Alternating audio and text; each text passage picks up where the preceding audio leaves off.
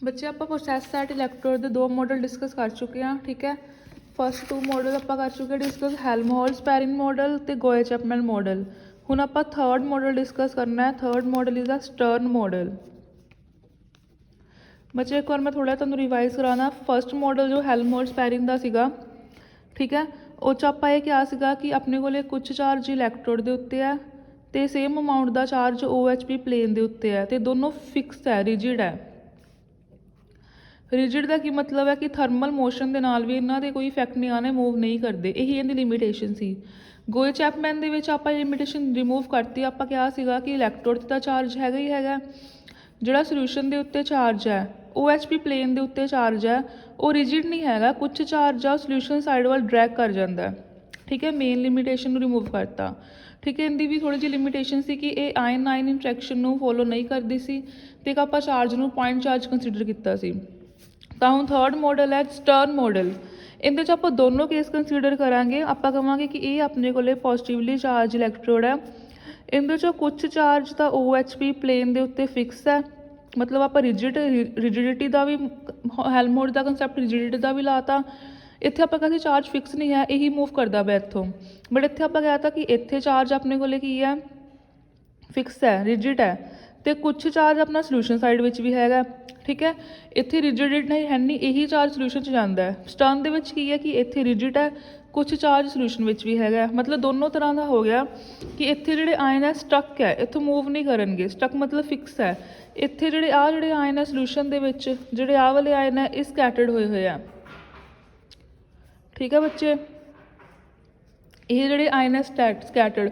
तो stern model दे विच आपां दोनों चीज़ां लैनियां वै कि हेल्महोल्ट्ज़ की तरह फिक्स भी है तो गोए की तरह कुछ चार्ज सोल्यूशन विच भी गया होया, बट वो इत्थों नहीं गया होया। ठीक है, इत्थे चार्ज फिक्स ही है, इत्थे आयंस स्टक ही है। ठीक है, तो इनू आपां थ्योरी वाइज थोड़ा डिस्कस कर लेने प्रॉपर नोट्स चों। ठीक है, तो this model which temperate synthesis of Helmholtz sparing model and Gouy Chapman model. So this is the combination of both. ठीक है, and eliminate the point charge approximation of diffuse layer theory. The Stern theory divides the solution charge into the 2 contribution. इन्हें 2 ठीक है 2 उहदे च contribute करता सीगा। Part of charge QS, ठीक है, इट इज़ इमोबाइल। QS जिहड़ा चार्ज है ये इमोबाइल है। इमोबाइल मतलब मूव नहीं करता पिया, it is close to the electrode. ये QS चार्ज है, इमोबाइल है। ठीक है, तो इक्वल अमाउंट ऑफ चार्ज है जिहड़ा वो कुछ OHP प्लेन ते है, वो हेल्महोल्ट्ज़ की तरह आ गया, ये QH हो गया। ठीक है, तो कुछ चार्ज जिहड़ा गोए की तरह मैं स्कैटर्ड होया है, QG हो गया। ठीक है, as a result of separation of charge there occur drop in the potential. तो पहला हेल्महोल्ट्ज़ की तरह चार्ज अपना लीनियर वेरी करूगा, फिर गोए की तरह अपने को एक्सपोनेंट डीके होगा। तो ये आप ग्राफ भी दोनों तरीके नाल बना लिया। इत्थे अपने को OHP प्लेन तक लीनियर वेरिएशन है, फिर एक्सपोनेंटली डीके है। ठीक है, इस करके जो पोटेंशियल है वो भी φm - φ बल्क। ठीक है, टोटल पोटेंशियल होएगा मैटल चो बल्क का माइनस कर दो, उस की है हेल्महोल्ट्ज़ का आप सबट्रैक्ट तो ऐड कर लिया। ठीक है, इक्वेशन बना ली। φm तो φh इनर पोटेंशियल है मैटल के उत्ते, φm मैटल के उत्ते पोटेंशियल है, φh हेल्महोल्ट्ज़ से है, जिहड़ा φ बल्क है, बल्क के विच जिहड़ा पोटेंशियल है। ठीक है बच्चे, नैक्सट है कि जो फिगर बी हो तो मैं तुहानूं समझाती है कि पहला लीनियर वेरिएशन है, फिर एक्सपोनेंट वेरिएशन है फिगर बी दे विच। यही समझा, इत्थे भी प्रॉपर ये लिखा होया कि show the variation of potential linear variation. ठीक है, from x is equal to 0 to OHP। Next, and an exponent potential drop in the region from OHP to bulk according to Gouy Chapman. ठीक है, another implication is the separation of charge and potential region it produce a differential capacitance. जिवें अपने को उत्थे एक capacitance हुंदा सी, क्योंकि इत्थे आपां 2 तरीके के मॉडल कंसीडर किए हेल्महोल्ट्ज़ से गोए, तो 2 कैपेसिटर्स होणगे।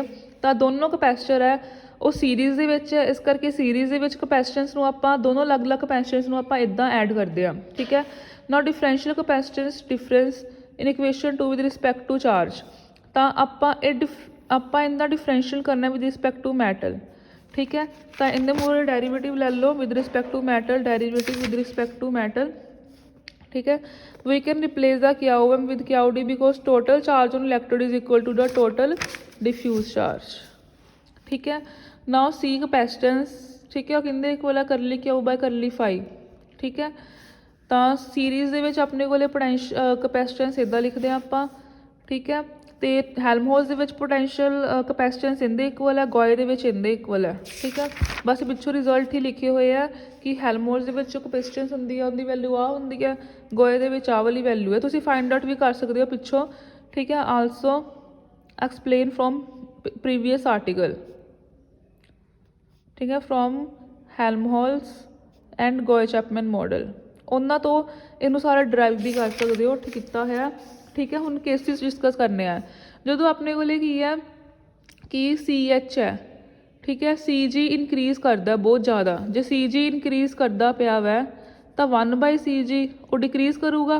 ਠੀਕ ਹੈ, 1/CG ਲੈਸ ਦੈਨ ਹੋਊਗਾ, ਇਸ ਕਰਕੇ 1/CG ਨੂੰ ਨਿਗਲੈਕਟ ਕਰ ਸਕਦੇ ਆ। ਉਸ ਟਾਈਮ 'ਤੇ ਜਿਹੜੀ ਟੋਟਲ ਕਪੈਸਿਟੈਂਸ ਹੈ ਉਹ ਇਹਦੇ ਇਕੁਅਲ ਹੋਊਗੀ। ਅਤੇ ਉਲਟਾ ਕੇਸ ਹੈ, ਜਦੋਂ CG ਲੈਸ ਹੈ CH ਵੱਧ ਹੋਏਗਾ, ਉਸ ਟਾਈਮ 'ਤੇ ਕਪੈਸਿਟੈਂਸ ਹੈ ਉਹ CG ਦੇ ਇਕੁਅਲ ਹੋਏਗੀ। ਲਿਮਿਟੇਸ਼ਨ ਕੀ ਸੀ ਇਸ ਮਾਡਲ ਦੀ ਕਿ it is successful for the ions which do not interact with the electrodes, ਜਿਹੜੇ ਇਲੈਕਟ੍ਰੋਡਸ ਨਾਲ ਇੰਟਰੈਕਟ ਨਹੀਂ ਕਰਨਗੇ।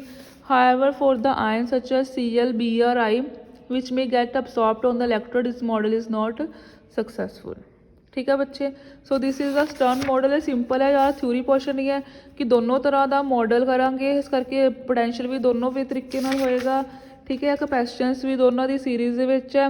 ਠੀਕ ਹੈ ਬੱਚੇ, ਇਸ ਕਰਕੇ ਆਪਣੇ ਕੋਲੇ ਕੀ ਹੈ ਇੱਦਾਂ। ਠੀਕ ਹੈ, ਆਰਟੀਕਲ ਕੁਛ ਨਹੀਂ ਹੈ ਬਸ। ਠੀਕ ਹੈ, ਦੋਨੋਂ ਮਾਡਲਸ ਨੂੰ ਥੋੜ੍ਹਾ ਥੋੜ੍ਹਾ ਐਕਸਪਲੇਨ ਕਰਨਾ ਹੈ।